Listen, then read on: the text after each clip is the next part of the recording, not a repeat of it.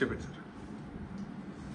2021 మే 14 నా పుట్టినరోజు నాడు జగన్మోహన్ రెడ్డి ఆజ్ఞ మేరకు పివి సునీల్ కుమార్, విజయ్ పాల్, అప్పుడున్న ఇంకొక అధికారి సీతారామాంజనేయులు వీరందరూ కుట్ర చేసి అప్పటికప్పుడు నా మీద రాజద్రోహం కేసు పెట్టి నన్ను ఎత్తుకెళ్ళి కస్టడీలో టార్చర్ చేయటం, సుప్రీంకోర్టు ఇన్వాల్వ్మెంట్తో నేను మిలిటరీ హాస్పిటల్కి వెళ్ళటం అదంతా అందరికీ తెలిసిందే.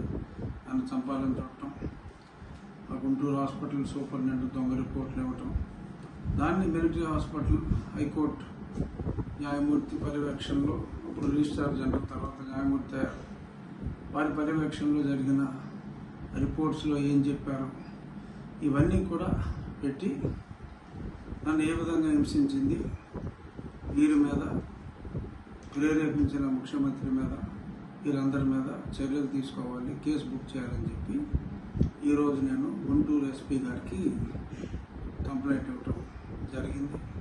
తప్పకుండా దాని మీద యాక్షన్ ఉంటుంది, అది కేసు రిజిస్టర్ చేయాలి.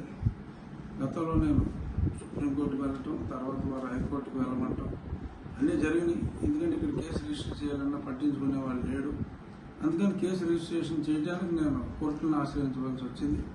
ఇప్పుడు డైరెక్ట్గానే లా అండ్ ఆర్డర్ ధర్మం 4 పాదాలు నడుస్తుంది కాబట్టి ఇప్పుడు చంద్రబాబు నాయుడు గారి పరిపాలనలో నాకు న్యాయం చేయండి, అక్రమంగా నన్ను కస్టడీలో హింసించిన వాళ్ళని న్యాయపరంగా శిక్షించాలి అని చెప్పి నేను కంప్లైంట్ ఇవ్వడం జరిగింది.